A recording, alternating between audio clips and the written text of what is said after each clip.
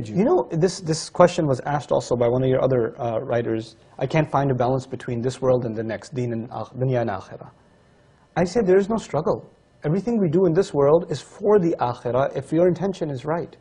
If you're going to work for the right reasons, if you're staying away from evil deeds, if you're remembering Allah when you're supposed to, if you're eating what you're supposed to eat, if you're saying what you're supposed to say, you can live in this world and have a great time and still earn your Jannah. Allah doesn't want you to have a horrible time in this world. You know, I don't know why we have this concept that we have to kind of cut ourselves off from this world to earn Jannah. No, no, no, no, no. You have to make the most of this world to earn Jannah. We have very little time on this earth. I mean, half of my life is spent sleeping.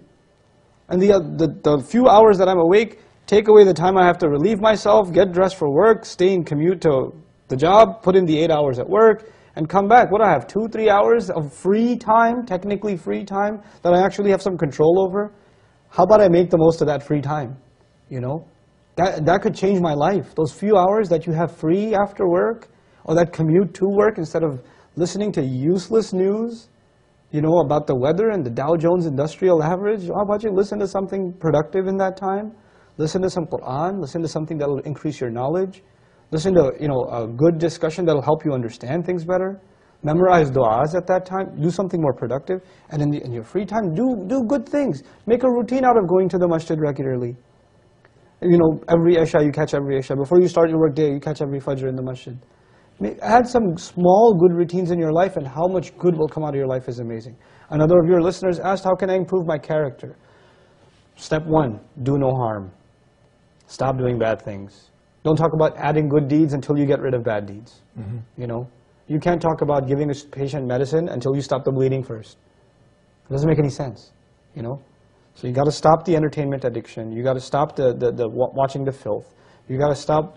You got to start lowering your eyes when you're walking down the street, because you're becoming less of a human every time you stare at a woman and you stare at her like she's a piece of meat, like she's an animal. That just means you've lost respect for a fellow human being. That's all that means. To you, that's nothing but you're looking at her like an ape looks at a female ape. You know, like a dog looks at a female dog. That's all you've turned into, an animal.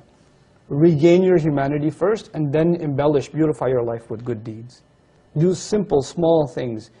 Perfect your prayer, memorize a few supplications, try to, you know, be honest in your workplace, be kind to your mother. These are not complicated things. This is what the Creator wants from us. That's all He wants. But if someone says, why? Why does He want this from me? What is it? Is this benefiting Him?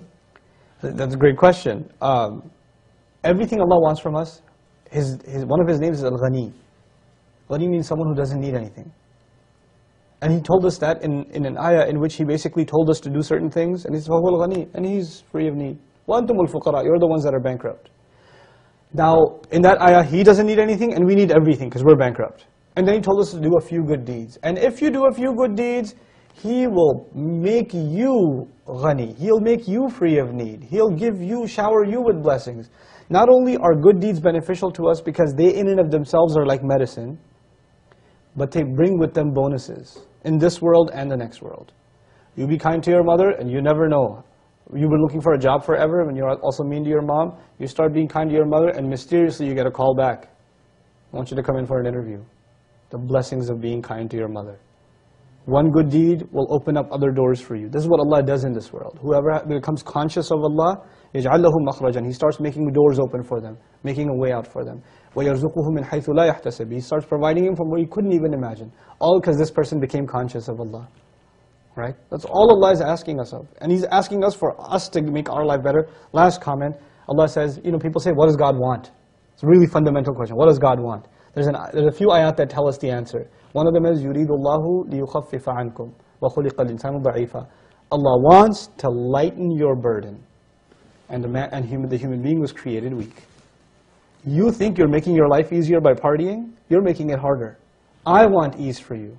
I want to take the burden off of you. You just don't understand it. You're too weak.